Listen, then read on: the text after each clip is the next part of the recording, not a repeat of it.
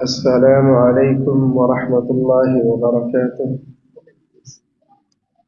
إن الحمد لله إن الحمد لله نحمده ونستعينه ونستغفره ونعوذ بالله من شرور أنفسنا ومن سيئات أعمالنا.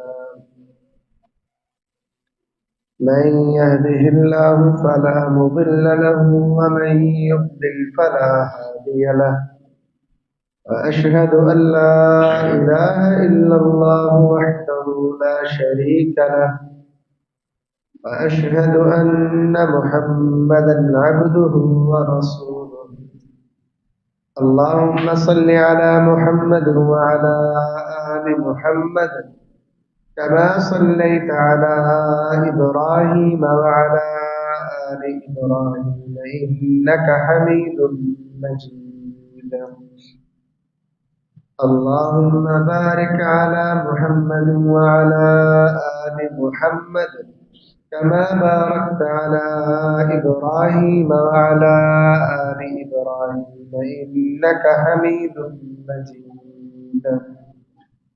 أعوذ بالله السميع العليم من الشيطان الرجيم من همزه ونفخه ونفثه.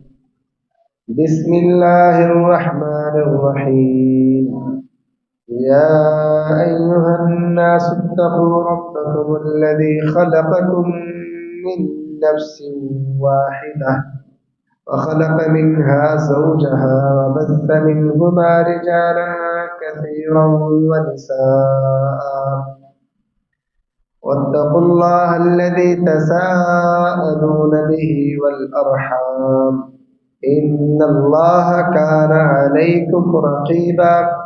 يا أيها الذين آمنوا اتقوا الله حق تقاته ولا تموتن إلا وأنتم مسلمون. يا أيها الذين آمنوا اتقوا الله وقولوا قولا سديدا يصلح لكم أعمالكم ويغفر لكم ذنوبكم ومن يطع الله ورسوله فقد فاز فوزا عظيما. أما بعد فإن خير الحديث كتاب الله وخير الهدي هدي محمد صلى الله عليه وسلم وشر الأمور محدثاتها وكل محدثة بدعة وكل بدعة ضلالة وكل ضلالة في النار. قال الله تعالى في القرآن المجيد وما من دابة في الأرض إلا على الله رزقها. اور زمین پر چلنے والا کوئی ایسا جانور نہیں جو پایا نہیں مگر اس کا رزق اللہ کے ذمے ہے. محترم بھائیوں، پچھلا خطبہ اس حوالے سے تھا کہ وہ کون سے اسباب ہیں کہ جن کے اختیار کرنے سے ہمارے رزق میں برکت ہوگی. تو آج بھی چند ایک ایسے انشاءاللہ اعمال بتائے جائیں گے جن کے ذریعے سے انسان کے رزق میں برکت ہوتی ہے. برکت کا مطلب ہرگز کثرت نہیں ہے. کبھی برکت کا معنی کثرت ہوتا ہے، کبھی برکت کا معنی کفایت ہوتا ہے. کسی چیز کا کافی ہو جانا بھی اس کی برکت کی نشانی ہے. ہر وقت برکت کا معنی کثرت نہیں. اس لیے برکت کے بارے میں جب بھی آپ اللہ سے دعا کریں تو یہ چیز ذہن نشین رکھتے ہوئے کیجیے. محترم بھائیوں، رزق میں برکت کا ایک بہت بڑا ذریعہ وہ یہ ہے کہ بندہ اپنے آپ کو رب کی عبادت کے لیے فارغ کر لے. خاص طور پر نماز پنجگانہ کے لیے کہ جب اذان ہو تو اس کی دکان کا شٹر نیچے ہونا چاہیے اور اس کو مسجد میں ہونا چاہیے، اور نماز کے اختتام تک کاروبار اور دنیا مافیہ سے غافل ہو کر اللہ کی عبادت کرنی چاہیے. مکمل طور پر اپنے آپ کو فارغ کر کے وہ اللہ کے گھر آئے اور اللہ کی عبادت کرے. یہ ایسی چیز ہے کہ جو بندے کو غنی کرتی ہے. اور اس پر حدیث قدسی موجود ہے. وہ حدیث جو رسول کریم صلی اللہ علیہ وسلم ڈائریکٹ اللہ تعالیٰ سے بیان کریں اسے حدیث قدسی کہتے ہیں۔ نبی کریم صلی اللہ علیہ وسلم فرماتے ہیں کہ اللہ فرماتا ہے، یقول اللہ سبحانہ و تعالی یا ابن آدم تفرغ لعبادتی املأ صدرک غنا واسد فقرک، اے آدم کے بیٹے تم میری عبادت کے لیے فارغ ہو جا، میری عبادت کے لیے تو فارغ ہو جا، میں تیرا سینہ غنا سے بھر دوں گا اور تیرے فقر کو دور کر دوں گا۔ وَإِن لَمْ تَفْعَلْ، اور اگر تو نے ایسا نہ کیا، اللہ فرماتے ہیں ملأت صدرک شغلا، میں تیرے سینے کو مصروفیت سے بھر دوں گا، وَلَمْ أَسُدَّ فَقْرَكَ، اور تیری فقیری دور نہیں کروں گا۔ آج کل نا بہت سے ایسے لوگوں کو آپ دیکھتے ہو کہ جو نماز روزے سے بہت دور ہے اور اس کے باوجود اللہ کا دیا ان کے پاس بہت کچھ ہے، لیکن ان کی زبان، ان کی حالت آپ کو یہ بتاتی ہے کہ ان کا فقر دور نہیں ہو رہا، اور ہر وقت ان کے ذہن میں کوئی نہ کوئی منصوبہ چلتا رہے گا، وہ اپنے مستقبل کے حوالے سے ہمیشہ مصروفیت والی زندگی میں رہیں گے اور ہمیشہ پریشان حال زندگی گزاریں گے۔ اور اللہ تعالیٰ نے یہ بات پہلے ہی بتا دی ہے کہ آدم کے بیٹے اپنے آپ کو میری، اے آدم کے بیٹے اپنے آپ کو عبادت کے لیے میری فارغ کر لے، میری ذمہ داری ہے کہ میں تیرا سینہ غنا سے بھر دوں گا اور تیرے فقر کو دور کر دوں گا، اور اگر تو نے ایسا نہ کیا تجھے میں مصروفیت میں ڈال دوں گا۔ تیری مصروفیتیں ہی ختم نہیں ہوں گی، ایک مصروفیت سے تیری ختم ہوگی تو کہ آپ کوئی سکون کا سانس آئے گا، لیکن نئی مصروفیت تیرے سر میں دوبارہ آن کھڑی ہوگی، پھر تو اس سے جب فارغ ہوگا تو کہے گا اب میں کچھ فارغ ہوا ہوں، کچھ اپنے دوسرے کام کر لیتا ہوں، ایک نئی مصروفیت کا سامنا تجھے کرنا پڑے گا۔ ساری زندگی تیری ایسی مصروفیت میں کھپے گی کہ تجھے نہ دن کی ہوش ہوگی نہ رات کی ہوش ہوگی، نہ تجھے اپنے گھر بار والوں کا کوئی پتہ ہوگا، ہر وقت تو مصروفیت کی زندگی گزارتا رہے گا۔ اللہ کہتا ہے اگر تو میری عبادت کے لیے اپنے آپ کو فارغ نہیں کرتا تو پھر کسی کی چیز کے لیے بھی تو فارغ نہیں ہوگا۔ جب تو میری عبادت کے لیے اپنے آپ کو فارغ کرے گا پھر اور چیزوں کے لیے بھی تجھے فراغت میسر آئے گی، لیکن اگر تو نے رب العالمین کے لیے اپنے آپ کو فارغ نہ کیا تو پھر تیری زندگی میں فراغت نہیں ہے، پھر تو ہر وقت ٹینشنوں میں مصروفیتوں کے اندر ہی رہے گا اور تیری فقیری بھی دور نہیں ہوگی۔ چاہے تو بڑا کماتا ہو لیکن تیری زبان ہمیشہ شکوہ تو نہ ہوگی، تیرے پاس شکووں کے سوا کچھ نہیں ہوگا، ہر وقت پریشانیاں اور پیشمانیاں ہوں گی۔ اس لیے ایک بندہ مومن جو اپنے رزق میں برکت چاہتا ہے اور اپنے دل کو غنی کرنا چاہتا ہے اور اپنے فقر کو دور کرنا چاہتا ہے، اسے چاہیے کہ اللہ کی عبادت کے لیے وقت نکالے، اور وقت ایسے نکالے کہ جب اللہ کے لیے آ جائے نا پھر اللہ کا ہو کے رہے، اس اللہ کے لیے نکالے گئے وقت میں دنیا کی ٹینشنوں کو اپنے ذہن سے دور کر دے۔ اللہ کے دربار میں کھڑا ہے، نماز پڑھ رہا ہے اور اسے یہ نہیں پتا کہ امام صاحب نے قرات کیا کی ہے، اسے سورۃ فاتحہ کے اختتام کا تب پتہ چلتا ہے جب لوگ آمین کہتے ہیں، اسے نہیں پتا کہ امام صاحب قرات میں کون سی سورت پڑھ رہے ہیں، اسے نہیں پتا کہ نماز کی رکعت کون سی ہے، اسے پتا ہے امام صاحب بس ہمیں ایک ایکسرسائز کروا رہے ہیں، جب امام صاحب کہیں گے السلام علیکم ورحمۃ اللہ، ہم بھی کہہ دیں گے السلام علیکم ورحمۃ اللہ، تو یہ ایک آپ ایکسرسائز کرتے ہو، آپ کا ذہن آپ کی دکان پر ہے، آپ کا ذہن آپ کے کاروبار میں ہے، اگر یہ کیفیت اور اس طریقے سے فارغ کرنا ہے اپنے آپ کو رب کی عبادت کے لیے تو مت کیجیے، یہ آپ نے فارغ نہیں کیا۔ فارغ کرنے کا مطلب ہے رب کی عبادت کے لیے اپنے آپ کو جسمانی طور پر بھی ذہنی طور پر بھی اپنے آپ کو فارغ کرنا رب کی عبادت کے لیے۔ آپ کا ذہن بھی مسجد میں ہو، آپ کا جسم بھی مسجد میں ہو، آپ رب کی عبادت جسم کے ساتھ بھی کر رہے ہو، ذہن کے ساتھ بھی کر رہے ہو، یہ ہے رب کی عبادت کے لیے اپنے آپ کو فارغ کرنا۔ اور جو بندہ ایسا کر لیتا ہے، اللہ کا یہ وعدہ ہے، اللہ نے یہ ذمہ داری اٹھائی ہے، ایسے بندے کا فقر میں دور کر دوں گا، ایسے بندے کے سینے کو غنا سے بھر دوں گا، اور اس کی زندگی میں فراغت اسے میسر آئے گی، ہر وقت مصروفیتیں نہیں ہوں گی اس کے پاس۔ محترم بھائیوں، دوسری چیز جس سے رزق میں برکت ہوتی ہے اور انسان کا فقر دور ہوتا ہے، اور یہ عمل ہر مسلمان کو کرنا چاہیے، ایک ایسا مسلمان جس کو رب نے اربوں دی ہیں اسے بھی، اور جو فقیر ہے اسے بھی، اس عمل سے رزق میں، عمر میں، البتہ زندگی کی ہر چیز میں برکت ہوتی ہے، اور یہ ہے دعا۔ دعا جو ہے نا، اللہ تعالیٰ کو جو پسندیدہ اعمال ہیں ان میں ایک عمل دعا ہے، اور یہ عبادت کا مغز اسے قرار دیا گیا ہے، مخ العبادہ کہا گیا ہے اسے، یہ عبادت کی اصل ہے ہی دعا۔ اور اللہ تعالیٰ قرآن مجید کے اندر اور حدیث مبارکہ کے اندر نبی کریم صلی اللہ علیہ وسلم اللہ کے بندوں کو دعا پر بڑا ابھارتے ہیں، اور اس بات پر کہ بندہ اللہ سے دعا کرے، اللہ فوراً دعا قبول کرتا ہے، عطا کرتا ہے، کسی وسیلے کی ضرورت نہیں ہے۔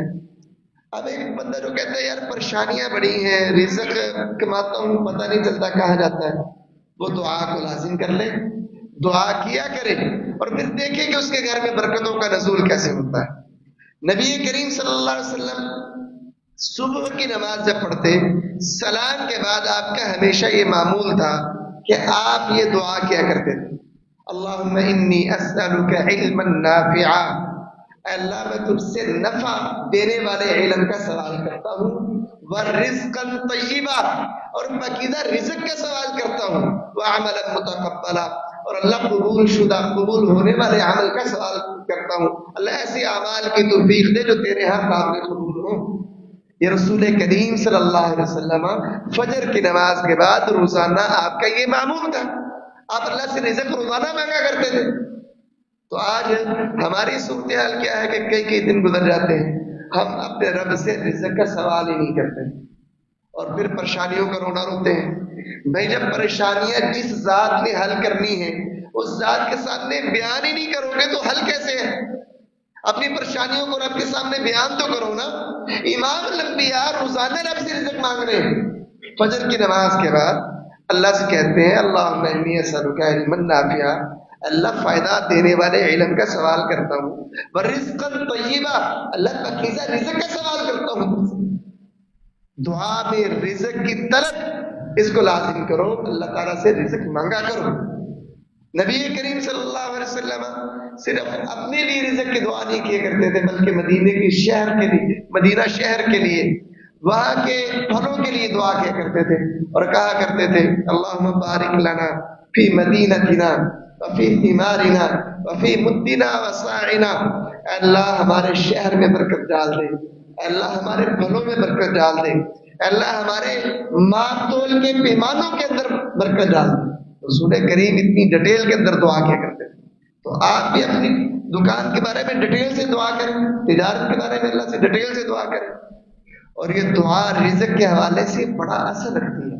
جناب ابراہیم علیہ السلام نے ایک دعا کی تھی مکے کے حوالے سے، اللہ نے قرآن میں اس کا ذکر کیا، وَإِذْ قَالَ إِبْرَاهِيمُ رَبِّ اجْعَلْ هَٰذَا بَلَدًا آمِنًا وَارْزُقْ أَهْلَهُ مِنَ الثَّمَرَاتِ مَنْ آمَنَ مِنْهُمْ بِاللَّهِ وَالْيَوْمِ الْآخِرِ، اور جب کہا ابراہیم نے کہ اے رب اس شہر کو امن والا بنا دے، اور اس کے رہنے والوں کو جو تجھ پر اللہ اور یوم آخرت پر ایمان رکھنے والے ہیں ان کو پھلوں میں سے رزق عطا فرما۔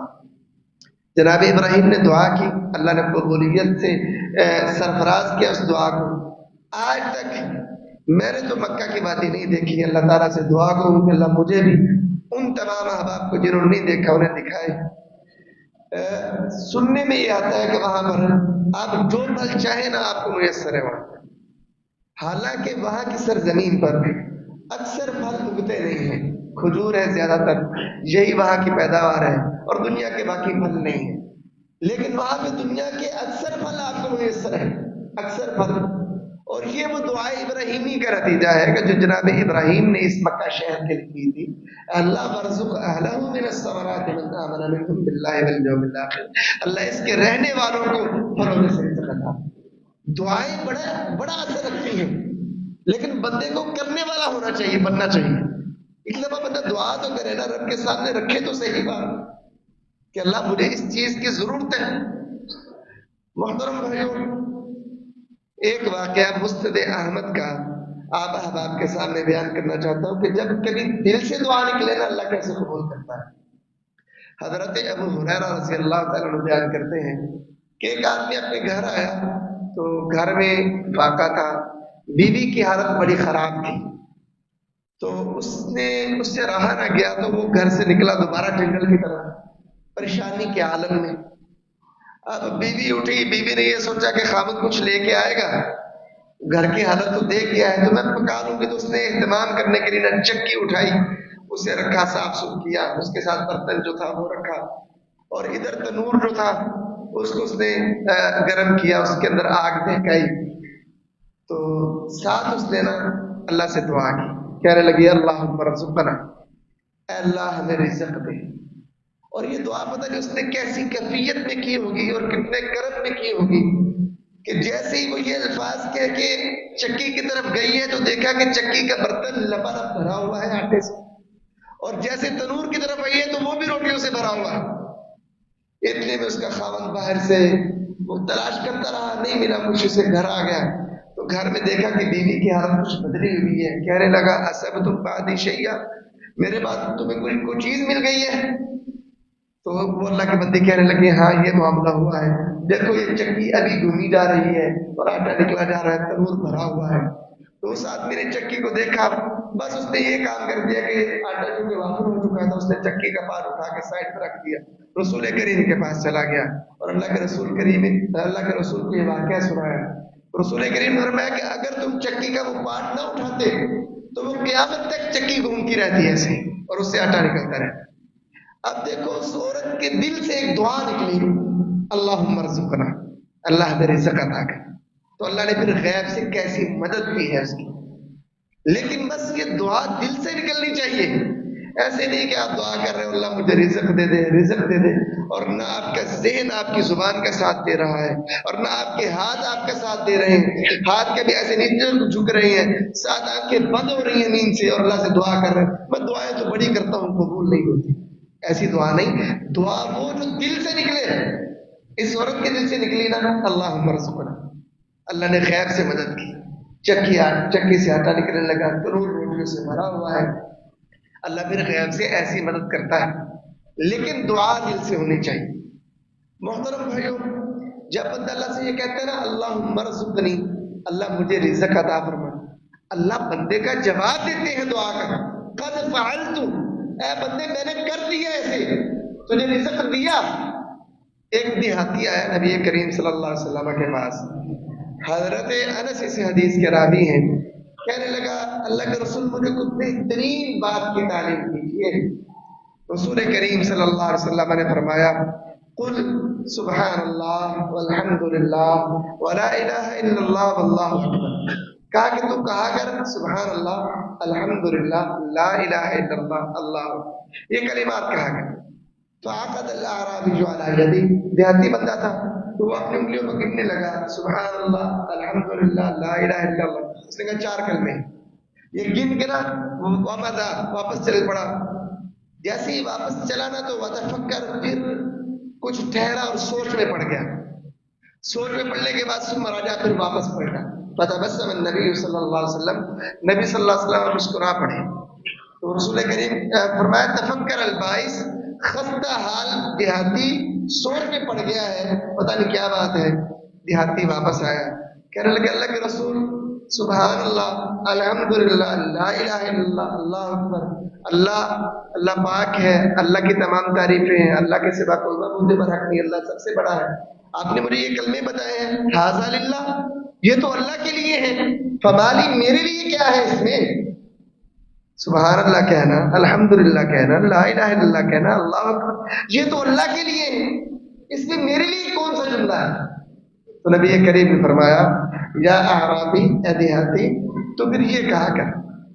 آپ نے کچھ الفاظ کا اضافہ کیا اور ساتھ یہ بات کہی، اور فرمایا اذا قلت سبحان اللہ، جب تو سبحان اللہ کہے گا نا، قال اللہ، تو اللہ تعالیٰ جواب دیتا ہے اس پر، اللہ کہتا ہے قد صدقتا، میرا بندہ سچ کہہ رہا ہے، واقعی اللہ پاک ہے۔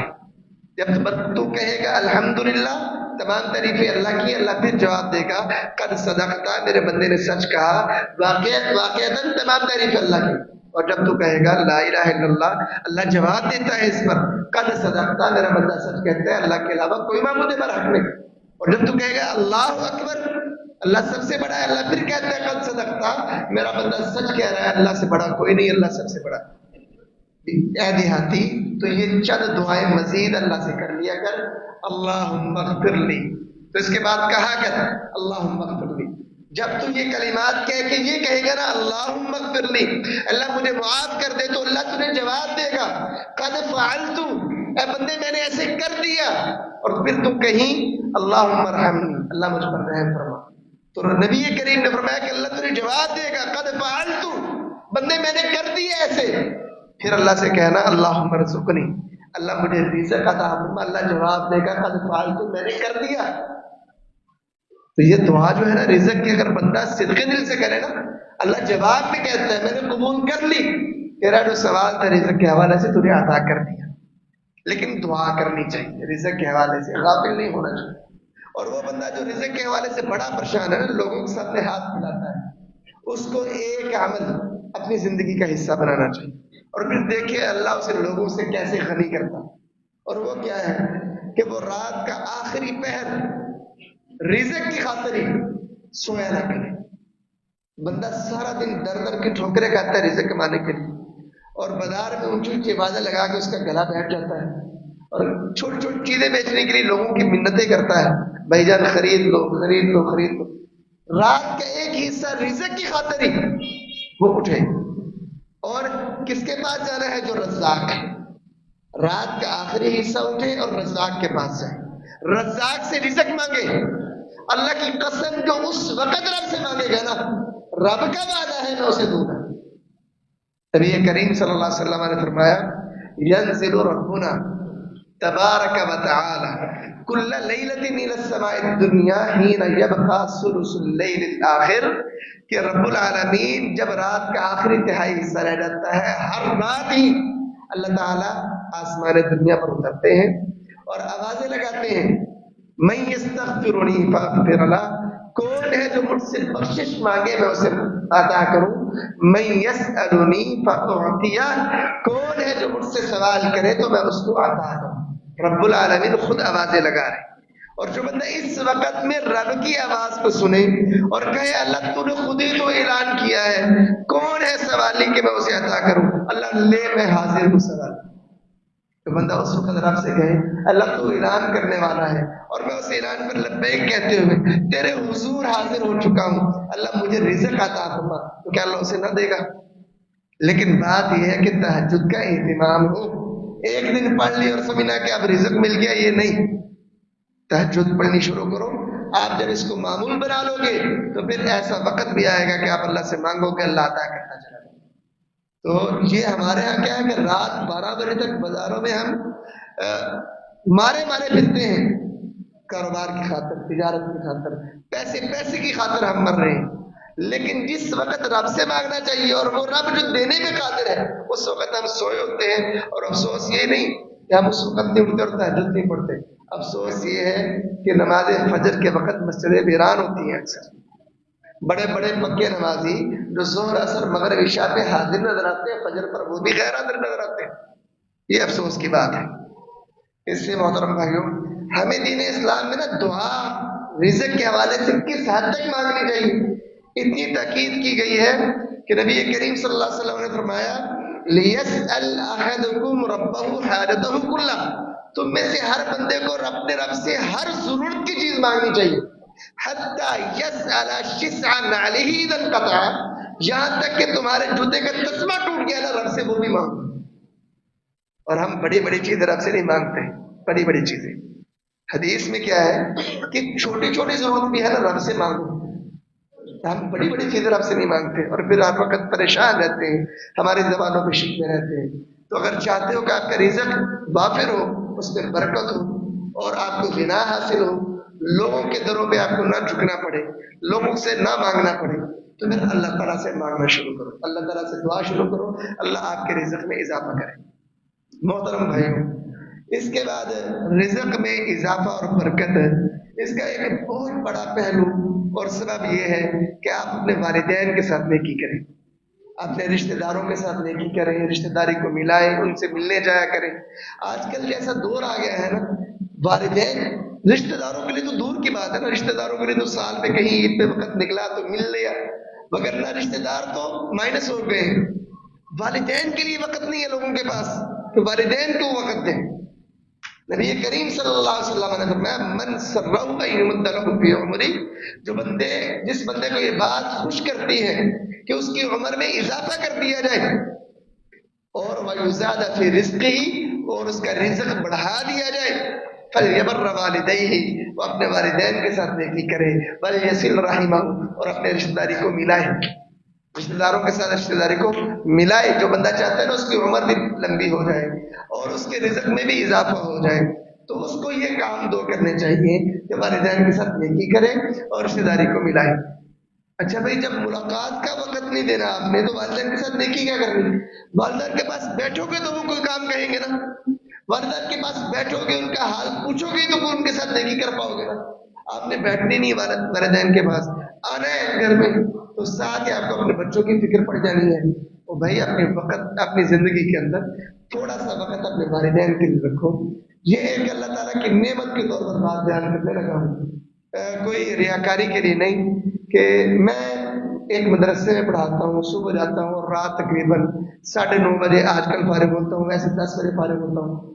تو میں 10 بجے جب آتا ہوں میرے والدین میرا انتظار کرتے ہیں، میں 10 بجے گھر پہنچتا ہوں، اس کے بعد تقریباً 11:30 بجے اوپر اپنے بیوی بچوں کے پاس جاتا ہوں، اور میں ہی نہیں میرا بڑا بھائی بھی۔ اب ہم ان کا کرتے کیا ہے اس وقت، کیونکہ عورتیں تو سوئی ہوتی ہیں، والدین بوڑھے ہیں، ان کو نیند نہیں آتی، وہ بیچارے نیند کی گولیاں کھاتے ہیں، لیکن اس عمر کے اندر تو چھوٹا موٹا کام نہ کبھی کرتے ہیں ہم، کبھی چائے بنا دی، کبھی کوئی پھل کاٹ دیا۔ اللہ کی قسم وہ اتنی دعائیں دیتی ہیں اور اتنے خوش ہوتے ہیں نا، جس کا حساب ہوئے۔ چھوٹا سا ہم کام کرتے ہیں نا، وہ 10 سے 15 منٹ تو والدہ دعائیں دیتی رہتی ہے، صرف چھوٹا چھوٹا کام۔ اپنے والدین کو وقت دو۔ اور یہ جو بڑھاپا ہے نا، بڑھاپے کے اندر والدین کی بڑی خواہش ہوتی ہے کہ ہمارے ساتھ کوئی باتیں کرے، ہمارے ساتھ کوئی بیٹھے۔ اس عمر میں ان کے لیے سب سے بڑی غنیمت یہ ہوتی ہے کہ ہماری کوئی باتیں سن لے اور کوئی ہمیں کچھ بتا دے۔ لوگوں کے پاس وقت نہیں ہے والدین کی باتیں سننے کا۔ یہ جس رزق کے پیچھے مارے پھرتے ہو نا، اس میں اللہ اضافہ کرتا ہے والدین کے ساتھ نیکی کرنے سے، اور نیکی کرنے کے لیے آپ کے پاس وقت نہیں ہے، اور پھر آپ پریشان ہوتے ہوئے یار کاروبار ایسے ہے، کاروبار ایسے۔ جب والدین کے ساتھ نیکی کرو گے، اللہ کے رسول نے یہ بیان کیا ہے، اور جو رسول کریم کی زبان سے نکلے ہوئے کلمات ہیں، ایک مسلمان یہ بات اور عقیدہ رکھتا ہے کہ ان الفاظ کے اندر 1% بھی شک نہیں ہے، وہ یقینی ہے۔ اس لیے اگر آپ چاہتے ہیں آپ کے رزق میں اضافہ ہو تو محترم بھائیوں، اپنے والدین کو وقت دو، ان کے ساتھ نیکی کا معاملہ کیا کرو، اور ساتھ رشتہ داروں کو بھی وقت دیا کرو، رشتہ داری کو ملایا کرو۔ صرف خوشی اور غمی کے موقع پر نہیں، بلا وجہ جایا کرو رشتہ داروں کے پاس۔ اگر آپ کی خالہ کہیں قریب ہے، خالہ ماں کی جگہ پہ ہے حدیث کے مطابق، اپنی خالہ کے گھر جایا کرو، اس کا حال احوال پوچھ لیا، اس سے مجھے خالہ جان کس چیز کی ضرورت تو نہیں ہے، میں حاضر ہوں۔ اور عموماً کیا ہوتا ہے کہ جب مر جائے نا تب ہم جاتے ہیں اور پھر بڑا روتے ہیں، اور والدین کے حوالے سے بھی ہمارا طرز عمل ہے کہ والدین جب اس دنیا سے رخصت ہو جاتے ہیں نا، پھر پیشما ہوتے ہیں، کاش میں نے ان کی خدمت کرنی ہوتی۔ تو آج وقت ہے محترم بھائیوں والدین کی خدمت کر لینے کا۔ تو یہ وقت اسے غنیمت جانو، اور یہ نہ سوچو کہ اگر والدین کو وقت دوں گا تو رزق کب کماؤں گا۔ اللہ کا وعدہ ہے رسول کریم کی زبان کے ذریعے سے کہ والدین سے نیکی تم کرو، رزق میرے ذمہ ہے، میں رزق میں اضافہ کروں گا، کمی نہیں کروں گا۔ اس کے بعد محترم بھائیوں، رزق میں اضافے کا ایک بہت بڑا سبب اور ذریعہ وہ ہے استغفار۔ ہم دن رات بڑے گناہ کرتے ہیں، اور بہت سے گناہ ایسے ہوتے ہیں جن کی وجہ سے ہمارے رزق میں کمی کر دی جاتی ہے۔ بہت سے گناہ ایسے ہوتے ہیں کہ جن کی وجہ سے ہمارا رزق روک دیا جاتا ہے، ان میں کمی کر دی جاتی ہے۔ تو جب بندہ استغفار کرتا ہے، استغفار سے رزق میں برکت حاصل ہوتی ہے اور مال بڑھ جاتا ہے۔ اور یہ اللہ تعالیٰ نے قرآن مجید میں سورہ نوح کے اندر اس بات کو بیان کیا ہے۔ جناب نوح علیہ السلام نے اپنی قوم سے کہا فَقُلْتُ اسْتَغْفِرُوا رَبَّكُمْ إِنَّهُ كَانَ غَفَّارًا۔ نوح نے کہا کہ تم اللہ تعالیٰ سے بخشش طلب کرو، بے شک وہ بے حد بخشنے والا ہے۔ يمددكم بأموال فقلت استغفروا ربكم إنه كان غفارا يرسل السماء عليكم مدرارا ويمددكم بأموال وبنين ويجعل لكم جنات ويجعل لكم أنهارا. اور میں کہ تم رب سے استغفار کرو گے اللہ تم پر خوب بارش برسائے گا اور تمہاری مدد کرے گا مال کے ساتھ. استغفار کا فائدہ کیا ہوگا؟ گناہ تو معاف ہوں گے نا. ایک قحط سالی ختم ہو جائے گی بارش ہونے کی وجہ سے, قحط سالی نہیں ہوگی تمہارے علاقے میں. اور دوسرا فائدہ کیا ہوگا؟ قحط سالی کے خاتمے کے بعد دوسرا فائدہ اللہ تمہیں مال سے نوازے گا. وَيُمْدِدُكُمْ بِأَمْوَالٍ, استغفار تم کرو گے گناہ تمہارے جڑیں گے اور ساتھ مال بھی تمہیں ملے گا. وَبَنِينَ, اللہ کہتا ہے مال صرف نہیں بیٹے بھی دوں گا. آج کل میرے والد صاحب حکیم ہیں, مجھے پتا ہے کہ آج کل کس قدر لوگ بیٹوں کی خاطر وہ خوار ہو رہے ہیں. یہ ہماری بیٹیاں ہیں, بیٹا نہیں ہو رہا, کوئی دعائی دے دے, اللہ کی قسم ہزاروں بھر رہے ہیں ہزاروں, اور بغیر سوچے سمجھے پھر کہیں درباروں پہ آپ کو لائنیں لگی ہیں بیٹوں کے ہاتھ پر سن کے. اللہ طریقہ بتا رہا ہے, اللہ کہتا ہے استغفار کرو بیٹے میں دوں گا, دینے والا میں ہوں, طریقہ بھی بتا رہا ہوں. استغفار تم کرو مال بھی دوں گا بیٹے بھی دوں گا. وَيُمْدِدْكُمْ بِأَمْوَالٍ وَبَنِينَ, میں تمہاری مدد کروں گا مال کے ساتھ اور بیٹوں کے ساتھ. اس لیے محترم بھائیوں, یہ چند ایک اسباب تھے کہ جن کو اگر ہم اپنائیں تو ہمارے رزق میں اضافہ ہو سکتا ہے. اللہ تعالیٰ کی عبادت کے لیے اپنے آپ کو فارغ کیجیے, اللہ تعالیٰ سے دعائیں کیجیے, اور اسی طرح والدین کے ساتھ نیکی کیجیے, استغفار کیجیے, اور ایک سبب اور کہ صدقہ کیجیے. انفق علیک, اللہ کہتا ہے آدم کے بیٹے تو میری راہ میں خرچ کر میں تجھ پر خرچ کروں. تو گویا ایک طرح کی شرط ہو گئی, اللہ نے شرط لگائی آدم کے بیٹے تو خرچ کر میں تجھ پہ خرچ کروں گا. تو صدقہ کیا کرو, ان اسباب کو اپناؤ اور پھر دیکھو کہ آپ کے رزق میں اللہ کیسے برکت نازل کرتا ہے. اللہ تعالیٰ ہمیں ان اعمال کو اپنانے کی توفیق عطا فرمائے. وما علیہ الا البلاغ.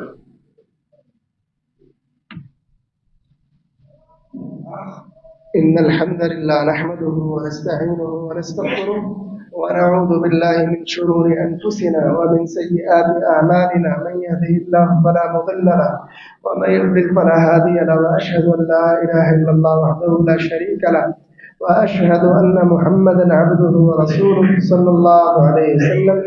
أعوذ بالله السميع العليم من الشيطان الرجيم من همزه ونفخه ونفثه.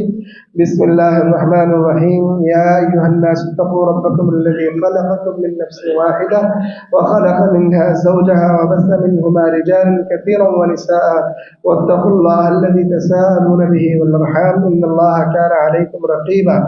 أما بعد, فإن خير الحديث كتاب الله وخير الهدي هدي محمد صلى الله عليه وسلم, وشر الأمور محدثاتها وكل محدثة بدعة وكل بدعة ضلالة وكل ضلالة في النار. سبحان ربك رب العزة عما يصفون وسلام على المرسلين والحمد لله رب العالمين.